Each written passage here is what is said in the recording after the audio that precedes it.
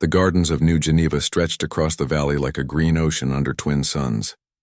Commander Sarah Okonkwo walked through the festival crowds, watching children chase light butterflies while their parents danced to music that mixed instruments from a dozen worlds. Banners hung everywhere, displaying the same message in 50 languages, 3,000 years of peace. Sarah smiled at the celebration, but her hand instinctively touched the small device on her belt. It looked like a simple communicator. It was much more than that. Every human wore one, though most other species never noticed. The galaxy thought humans were soft, peaceful, almost naive. Sarah knew better. She reached the main plaza where Speaker Martinez was giving his address. The old man's voice boomed across the crowd, talking about humanity's journey from a war-torn species to the galaxy's peacemakers. "We chose a better path," he declared. "We chose wisdom over weapons, diplomacy over destruction." The crowd cheered. Sarah cheered too, because it was all true. Humanity had chosen peace. What the speaker did not say, what no human would say to outsiders, was that they had never forgotten how to wage war. They simply chose not to. There was a difference between being peaceful and being helpless. Sarah's device buzzed. Once, then twice, then 3 times in quick succession. The pattern made her blood run cold. She had trained for this moment since childhood, like every human. She had hoped it would never come. Around the plaza, she saw other humans checking their devices, their smiles fading, their eyes sharpening. The message was simple. Unknown fleet detected. Condition yellow. Stand by. Sarah excused herself from the festival and made her way to the transit station. She was not running. That would cause panic. But she walked with purpose, and she noticed hundreds of other humans doing the same. To the alien species around them, nothing seemed wrong. Humans were probably just going about their business. But Sarah knew every human in this city was now moving to their assigned positions. The train took her to the Diplomatic Corps headquarters, a beautiful building of glass and gardens. She went to her office on the 5th floor, locked the door, and pressed her hand against what looked like a decorative panel on the wall. The panel scanned her palm and a hidden door slid open. Behind it was her real office, the one with the weapons locker, the encrypted communications array, and the tactical displays. Admiral Chen's face appeared on her screen. He looked tired but calm. "Status?" he asked. "Festival is still ongoing," Sarah reported. "Condition yellow implemented, no panic. Estimates show 70% of personnel are now in position." "Good," Chen said. "Sarah, we have a problem. A big one." The display changed to show a sector of space at the edge of human territory. Sarah saw what looked like tears in reality itself. Like someone had ripped holes in the fabric of space. From these holes, ships were emerging. Hundreds of them. Then thousands. "They call themselves the Crethean Imperium," Chen explained. "We have been monitoring them for 15 years. They have destroyed 200 civilizations. They conquer, enslave, or exterminate. No exceptions. No mercy." Sarah felt her stomach tighten. "Why now? Why us?" "Because they think we are weak," Chen said simply. "They have been watching our border worlds. They see farmers and artists. They see museums and festivals. They see 3,000 years without a war. They think we have forgotten how to fight." "Have we?" Sarah asked quietly. Chen's expression hardened. "Sarah, you know the answer to that. Every human knows. We never forgot. We just chose not to remember out loud." The display showed more data. The Crethean fleet was massive. Their ships covered in weapons, their formations aggressive. They moved like a swarm. Like they had done this countless times before. Because they had. "They have sent a message," Chen continued. "An ultimatum. We have 48 hours to surrender or they will begin extermination protocols. They expect us to panic, to beg, to collapse." Sarah looked at the fleet, at the enemy that thought humanity was prey. She thought about the children chasing butterflies in the garden. She thought about 3,000 years of peace, of art, of discovery. She thought about why humanity had chosen that peace in the first place. "What are your orders, Admiral?" Chen smiled, but it was not a pleasant smile. It was the smile of someone who had hoped never to give these orders but was ready to give them anyway. "We activate the remembrance protocol, all of it. Every contingency, every safeguard, every weapon we swore we would never use unless we had no choice." "They think we have forgotten," Sarah said. "Yes," Chen agreed. "Let them keep thinking that for 47 more hours. Let them believe we are weak. Let them commit their forces. Let them think they have already won. He leaned forward. And then we show them why humanity chose peace. Not because we could not wage war, but because we knew exactly how terrible we were at it. Sarah nodded. She understood. The galaxy was about to learn a secret that humanity had kept for 3,000 years. Peace was not weakness. Peace was a choice. And when that choice was taken away, when humanity was forced to remember everything they had spent millennia trying to forget, the universe would burn. She opened her secure channel and began sending activation codes. Across 47 star systems, in museums and nature reserves, in civilian factories and peaceful colonies, humanity began to wake up. The mask was about to fall. The 3,000 years of peace were over.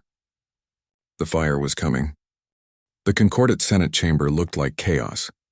Representatives from 47 human worlds shouted and argued while the Crethean ultimatum played on the main screen. Warmaster Krelthan's face filled the display, his 6 eyes cold and certain. "You have 48 hours, he repeated. "Surrender or die. These are your only choices." Sarah stood in the observation gallery watching the senators perform, because that was what it was, she realized. A performance. Senator Williams from New Terra was shouting about negotiations. Senator Kim from Ganymede Station was calling for evacuation. They looked panicked. They looked desperate. But Sarah noticed their hands were steady. Their voices were loud, but their eyes were calculating. This was for the cameras. For the dozens of alien observers in the gallery. For the Crethean spies that intelligence had identified months ago. Humanity wanted the Imperium to see them as weak and confused. After 3 hours of theatrical debate, the Senate voted to activate emergency defense measures. To the watching galaxy, it looked like too little, too late. But Sarah saw Admiral Chen in the military liaison box and he gave the smallest nod. The real orders were already flowing through encrypted channels. Sarah left the Senate and took a transport to the orbital shipyards above Geneva. What she saw made her heart race. The museum ships were moving. The CSS Remembrance, a dreadnought from the Unification Wars, was over 800 years old. It should have been a floating museum, nothing more. But as Sarah watched, the ship's ancient hull plates slid aside to reveal modern weapons arrays. The old fusion drives roared to life with power that no museum piece should have. It was not alone. 20 museum ships across human space were waking up. They looked ancient on the outside because they were. But inside they had been continuously upgraded, maintained, and improved for centuries. They were wolves in sheep's clothing waiting for this exact moment. The civilian ships were transforming too. Cargo haulers extended weapon pods from their storage bays. Passenger liners deployed marine barracks hidden in their entertainment decks. Even the small private yachts were armed, their owners calmly installing weapon systems they had stored in their garages for years. Sarah's communicator buzzed with a priority alert. She checked the message and her blood went cold. The Cretheans had attacked New Eden. New Eden was a farming colony on the outer rim. 12 million people lived there, growing food in vast fields under a gentle yellow sun. The Cretheans had chosen it as their first target to demonstrate their power. They probably expected to kill millions of defenseless farmers in minutes. Sarah pulled up the tactical feed. She watched the Crethean assault carriers enter New Eden's atmosphere, their weapons heating up for bombardment. Then everything changed. The grain silos opened, but instead of grain, massive cannons emerged, their barrels tracking the descending ships. The farmers in the fields dropped their tools and ran, but not in panic. They ran to equipment sheds that opened to reveal armories. In less than 2 minutes, the farmers of New Eden were wearing combat exoskeletons and carrying weapons that made Crethean rifles look like toys. The first assault carrier took a direct hit from a silo cannon. It broke apart in the sky, pieces raining down into the forests. The other carriers tried to pull up, but automated defense networks came online across the entire colony. Every barn, every house, every storage building had been designed with one hidden purpose: to turn into a fortress if needed. Sarah watched as the battle unfolded. The Cretheans had superior numbers and heavy weapons, but the humans fought like they had been training for this exact scenario their entire lives, because they had. Every human on New Eden knew their combat assignment. Every building had firing lanes built into its design. Every family had practiced their defense drills since the children could walk. The Cretheans took the colony, but it cost them 7,000 soldiers and 26 assault ships. For one farming world. The Imperium had captured hundreds of planets and never lost more than 100 soldiers in a single invasion. Admiral Chen's face appeared on the main display across all of human space and beyond. He looked calm, almost sad. "People of the galaxy," he began. "For 3,000 years, humanity has chosen peace. We chose it not because we were weak, but because we knew the cost of war. We remembered every battle, every weapon, every terrible thing we had done to each other before we learned better." He paused, letting his words sink in. "The Crethean Imperium has taken that choice from us. They attacked our people. They killed our children. They thought we had forgotten how to fight." His expression hardened. "We did not forget. We simply chose not to remember. That choice is gone now." Sarah felt shivers run down her spine as Chen continued. "War Master Krelthan, you made a mistake. You saw 3,000 years of peace and thought it made us soft. But we chose that peace while knowing exactly what war means.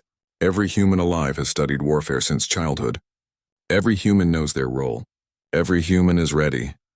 Chen leaned forward, his voice dropping to barely above a whisper, but every word was clear. "You wanted to see what humanity could do. Now you will learn. We gave you a chance to leave. You chose to stay. So let me tell you what happens next. We are going to defend every world. We are going to fight for every moon. We are going to make you pay for every inch of space you try to take. And we are going to use every weapon, every strategy, every terrible lesson we learned in 3,000 years of studying war." He stood up. "You have awakened something that the galaxy has not seen in 3 millennia. You are about to discover why humanity chose peace, not because we could not wage war, but because we were too good at it." The transmission ended. Across human space, forge worlds that had been making consumer goods switched to military production. Nature reserves revealed themselves as training grounds. Civilian volunteers reported to their assigned units. The entire human civilization transformed from a peaceful society to a war machine in less than 12 hours. The Crethean War Master watched the transmission and laughed. Humans were good at speeches, but speeches did not win wars. He ordered his full fleet forward. 2,000 warships began moving into human space. They would crush these talking apes and add their worlds to the Imperium. He did not know it yet, but he had already lost. Humanity was not going to fight the war he expected. They were going to fight the war they had prepared for. And they had been preparing for 3,000 years. Fleet Admiral Chen Zhao stood in the command center of the Bastion, a fortress built inside a hollowed moon orbiting a dead planet. The massive chamber was filled with displays showing every human ship, every defensive position, every battle happening across 47 star systems. He watched the Crethean Imperium fleet advance like a red tide on his screens. "They fight with honor," his tactical officer observed. "Straight formations, direct attacks, standard siege tactics," Chen smiled grimly. "Then we will fight without it." The Imperium expected a fair fight, ship against ship, fleet against fleet. They would not get one. Humanity had studied every war in their history, and the most important lesson was simple. Fair fights were for sports. Real war was about winning. The first Crethean battle group entered the asteroid field near Harvest Station. The asteroids looked natural, just space rocks tumbling in the void. But Chen had spent 10 years preparing this field. Each rock had been hollowed out and filled with mining drones. As the Imperium ships passed, the drones activated, not to mine but to attack. Thousands of small drones swarmed the warships like angry insects. Individually, they were harmless. Together, they tore through shields and armor. The Cretheans fired their weapons wildly, hitting their own ships as often as the drones. In 20 minutes, they lost 16 cruisers to what looked like mining equipment. "Adapt their tactics," Chen ordered. "Never give them the same battle twice." At the Proxima system, the Imperium fleet found the orbital stations abandoned. They moved in to secure them, expecting an easy victory. The stations exploded. Not random explosions, but carefully timed detonations that created debris clouds at precise vectors. The debris slammed into the tightly packed Imperium formation like shotgun blasts. 30 ships were destroyed before they could retreat. Sarah led a boarding action on the Crethean flagship Divine Wrath. Her team of 200 Marines had trained for this mission for months. They did not attack the ship directly. Instead, they hacked a cargo transport, hid inside shipping containers marked as supplies, and let the Cretheans bring them aboard. When the containers opened, the Marines erupted into the ship's supply deck. They moved fast, using weapons designed for ship combat that would not penetrate hulls. The Cretheans were tough warriors, but they had never fought humans before. They did not know how to counter human tactics. Sarah's team split into small groups, each with a specific target: engineering, weapons control, life support, the bridge. They did not try to take the whole ship. They just needed to cause chaos. Her group reached the bridge deck and set charges on the main power conduits. The explosion did not destroy the bridge, but it knocked out communications and tactical displays. In the confusion, Sarah's Marines captured the ship's captain and extracted him to a waiting human stealth ship. The entire operation took 18 minutes. The Divine Wrath was dead in space, its crew confused and leaderless while human ships destroyed it from a safe distance. The Creathians adapted. They tightened their formations, increased patrols, and became more cautious. Good. That was what Chen wanted. Caution slowed them down, and time was on humanity's side. At the Battle of New Kyoto, human forces used ancient Roman tactics adapted for space combat. They created a hammer and anvil formation. The anvil was a line of heavy battleships that looked like they were making a last stand. The hammer was fast attack ships hiding in sensor shadows. When the Imperium fleet engaged the anvil, confident in their superior numbers, the hammer struck from behind. The Creathians lost 40 ships before they realized they were surrounded. But humanity was paying a price. The Imperium had numbers, and numbers mattered. New Berlin fell despite fierce resistance. Azure Colony was evacuated just hours before the bombardment. 3 million humans died defending Harvest Station, but they took 6 million Creathians with them. Chen watched the casualty reports and felt the weight of every death. But he could not stop, could not show weakness. The Imperium only understood strength. "Admiral," his intelligence officer called. "We intercepted a transmission. The Creathians are calling for reinforcements." Chen felt his blood turn to ice. "How many?" "Another 3,000 ships from their core territories. They will arrive in 2 weeks." The command center went silent. Every officer knew what that meant. Humanity was holding against 2,000 ships, barely. Against 5,000, they would be overwhelmed. Earth would fall. Humanity would end. "We need allies," Sarah said from her position on the CSS Remembrance. "The other species. They have been watching. Some of them owe us." Chen nodded slowly. "Start reaching out. Remind them of every favor humanity has done. Every war we stopped. Every treaty we negotiated. Tell them if humanity falls, the Imperium will not stop. Tell them we need help now or we all fall later." Over the next week, human diplomats worked frantically while the battles raged. They contacted the Thalaxian collective, insect-like beings whose civil war humanity had stopped 800 years ago. They reached out to the Luminar, energy beings who humanity had protected from exploitation. They called the Ursinian clans, warriors who respected strength. Most species refused. They were afraid. The Imperium was too powerful, too ruthless. Better to stay neutral and hope the storm passed them by. But some remembered. The Thalaxians remembered human peacekeepers who had died protecting their hive cities. The Luminar remembered humans who had shared technology freely. The Ursinians remembered humans who had fought beside them against pirates, never asking for anything in return. One by one, alien fleets began arriving in human space. Not many, not enough, but it was something. Chen stood on the observation deck of the Bastion and watched the Allied ships take positions. 30 Thalaxian dreadnoughts, 50 Luminar energy cruisers, 100 Ursinian raiders. Added to humanity's remaining forces, they had maybe a chance. A small one. "They are coming for Earth," Sarah reported. "Intelligence confirms it. The Imperium wants to break us by taking our homeworld." Chen looked at the blue and green planet on his display. Earth, where humanity began, where they had nearly destroyed themselves before learning to reach for the stars, where children still played and old people still told stories of the ancient days. "Then we will meet them there," Chen said quietly. "We will make them pay for every mile. We will make them remember that Earth is not just another planet. It is the place where humanity learned what war truly costs, and we will defend it with everything we have learned in 3,000 years." He turned to his officers. "Send the recall. Every human ship, every Allied vessel. We make our stand at Earth. If we lose everything. If we win, we show the galaxy that peace is worth fighting for." The orders went out. Across human space, ships began moving toward Earth. The largest battle in galactic history was about to begin, and humanity would either prove they deserved their 3,000 years of peace or they would die trying. Earth hung in space like a blue jewel, peaceful and beautiful. Sarah stood on the bridge of the CSS Remembrance. and wondered if she would ever see it peaceful again.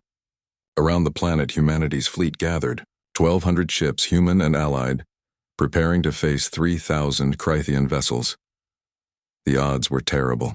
Everyone knew it, but no one spoke about retreat. They will be here in 6 hours, the tactical officer reported. Long-range sensors confirmed the full Imperium reinforcement fleet. Admiral Chen's face appeared on the communication screen from the Bastion, which had moved into position on the far side of Luna. All ships, this is Chen. You know the situation. We are outnumbered more than 2 to 1. The Imperium thinks this will be easy. Let us prove them wrong one more time. Sarah looked around her bridge. Her crew was a mix of humans and aliens working together. A Thalaxian engineer checked the weapon systems with her mandibles clicking in concentration. A Luminar navigator pulsed with soft light as he calculated firing solutions. A young human ensign who had been a student just months ago monitored the sensors with steady hands. "Commander," the ensign called. "I am detecting something strange. High energy readings from Earth's surface." Sarah pulled up the display. Energy was spiking all over the planet. Not weapons fire. Something else. "Chen, are you seeing this?" The Admiral smiled. "Yes, Earth's orbital defense network is coming online. The entire network. Every gun, every missile battery, every laser platform that we have built over 3,000 years. We have kept them maintained but never active. Today they wake up." Sarah watched in awe as thousands of defense platforms powered up. Some were ancient, built during the first space age. Others were modern. All of them were deadly. Luna, too, was transforming. The moon's surface opened like a metal flower, revealing weapons that could crack planets. The Imperium fleet arrived right on schedule. 3,000 ships dropping out of faster-than-light travel in perfect formation. Warmaster Krelthan's flagship, the Eternal Dominion, led the formation. He broadcast on all frequencies. "Humans of Earth, you have fought well, but this ends now. Surrender your homeworld and we will let your species survive as slaves. Refuse and we will turn your planet into a graveyard." Chen responded immediately. "Warmaster, you made one mistake. Just one. You thought we were fighting to win. We are not. We are fighting so you lose. There is a difference." "Then die," Krelthan snarled, and the Imperium fleet charged. The battle began with a wall of fire. Earth's defense network opened up all at once, thousands of weapons firing in perfect coordination. The lead Imperium ships ran into a storm of missiles, lasers, and kinetic rounds. 50 ships died in the first minute, but the Imperium kept coming. They had numbers. They had firepower. They had conquered hundreds of worlds. They spread out, trying to overwhelm the defenses with sheer mass. Sarah's ship group engaged the left flank using the Luminar's special ability. The energy beings could overload their cores and release massive electromagnetic pulses. 3 Luminar ships sacrificed themselves, their deaths creating a pulse that knocked out shields across an entire Imperium battle group. Human ships swarmed in, destroying the vulnerable enemies before their shields could recharge. The Ursinians fought like berserkers, their ships ramming into Imperium vessels when their weapons ran dry. One Ursinian captain, bloodied and laughing, transmitted to Sarah before his final charge. "This is a good death. Tell them we fought beside humans. Tell them we died free." The Thalaxians used their hive mind to coordinate attacks with impossible precision. 20 of their ships would fire at the exact same point on an enemy shield, creating a breach that let the 21st ship's weapons through. It was devastatingly effective, but it required total trust and coordination. For 8 hours, the battle raged. Space around Earth became a graveyard. Debris from thousands of ships created clouds of metal. The void was lit by explosions and weapons fire. Sarah was exhausted, her ship damaged, half her crew dead or wounded. But they kept fighting. On her tactical display, she watched the numbers shift. The Imperium had lost 800 ships, but humanity and its allies had lost 500. The math was simple and terrible. "They were losing, Commander," her tactical officer said quietly. "The Eternal Dominion is moving toward Luna. Sensors detect massive energy buildup. I think they have a planet-killer weapon." Sarah's blood went cold. If the Imperium destroyed Luna, the debris would rain down on Earth. Millions would die even if the fleet survived. "Get me Admiral Chen." Chen was already on the channel. "I see it, Sarah. I know what needs to be done." "No," Sarah said, understanding his tone.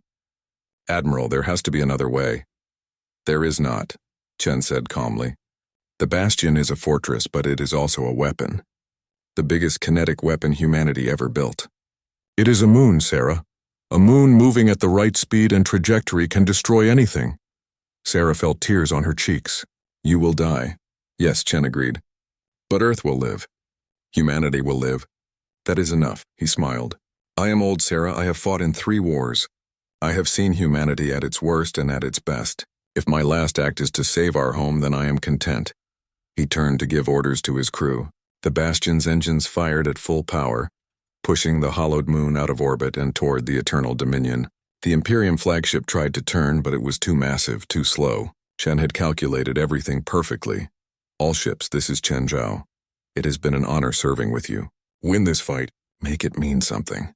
His voice softened. And remember, we did not fight because we enjoyed war. We fought because some things are worth dying for. Earth is one of them. The Bastion impacted the Eternal Dominion at 17 kilometers per second. The explosion lit up space like a new star. Both vessels were completely destroyed. Sarah could not see through her tears, but she heard her crew cheering. The Imperium fleet faltered. Their War Master was dead. Their flagship destroyed. Their formations broke as ship captains argued over who was in command. The human and allied fleet pressed the advantage, striking at the confused enemy. All ships, this is Commander Okonkwo. Sarah transmitted, her voice hard despite her tears. Admiral Chen gave us a chance. Do not waste it. For Earth, for Chen, for everyone we have lost. Attack, the tide turned. Without central command, the Imperium fleet fought as individual ships rather than a coordinated force. Human tactics worked better against scattered enemies. The Thalaxians hunted in packs. The remaining Luminar ships formed a defensive wall around Earth. The Ursinians sang war songs as they charged. When the battle ended 12 hours after it began, space around Earth was silent. The Imperium fleet was broken. 1,000 ships were destroyed. The rest were retreating, running back toward their own territory. They had never been defeated before. Now they knew what defeat tasted like. Sarah sat in her damaged command chair and looked at Earth. The planet still turned, still lived, still held billions of people who would wake up tomorrow because Admiral Chen had made a choice. Commander, her communications officer said quietly, we are receiving a transmission. Multiple transmissions from all over the galaxy. Put them through. The voices came from dozens of species. Some were offering aid. Others were offering alliance. But all of them said the same thing in different ways. Humanity had proven something today. They had shown that peace was a choice, not a weakness. And they had shown what happened when that choice was taken away. The siege of Terra was over. But the war was not finished yet. The chase lasted 3 weeks. Commander Sarah Okonkwo led the combined fleet as they pursued the broken Imperium forces back to their own territory. She had been promoted to fleet commander after the Battle of Earth, a position she never wanted but accepted because someone had to lead. The retreating Crethean ships tried to regroup at their fortress worlds, but humanity had learned from the battle. They did not give the enemy time to recover. Human engineers had studied captured Imperium technology and found weaknesses. The Crethean shields were strong against energy weapons but weaker against old-fashioned kinetic rounds. So humanity used railguns, firing chunks of metal at incredible speeds. The Allied fleet grew as they advanced. More species joined, seeing that the Imperium could be beaten. The coalition became a flood of ships from 100 different worlds, all following the human fleet toward the Imperium's core systems. Sarah stood on the bridge of her flagship, the CSS Chenzhou, named for the admiral who had saved Earth. She looked at the tactical display showing Crethean Prime, the Imperium's homeworld. It was a fortress protected by automated defenses and the last 1,000 Imperium warships. We could destroy them, the Ursinian admiral said over the command channel. His name was Greth, and he had become Sarah's closest ally. One bombardment. Finish this, Sarah felt the temptation. It would be easy. It would be justified after everything the Imperium had done. But she thought about Admiral Chen, about his last words. About fighting because some things were worth dying for, not because you enjoyed killing. No, Sarah said firmly. We are not here to commit genocide. We are here to end a threat and build something better. She opened a channel to Crethean Prime. This is Fleet Commander Okonkwo of the Terran Concordat. You have lost. Your fleet is destroyed. Your War Master is dead. But we are not here to exterminate you.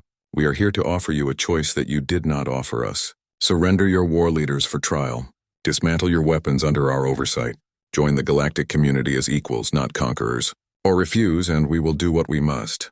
The response took hours. Sarah imagined the arguments happening on the planet below. The proud Krythian military leaders who had never known defeat. The civilians who had lived their entire lives believing their species was superior to all others. Finally, the response came. The Krythian High Council appeared on screen, their 6 eyes dimmed in submission. We accept your terms, Commander. We surrender. The occupation took months. Human and allied forces worked with Krythian civilians to identify war criminals. The trials were fair but firm.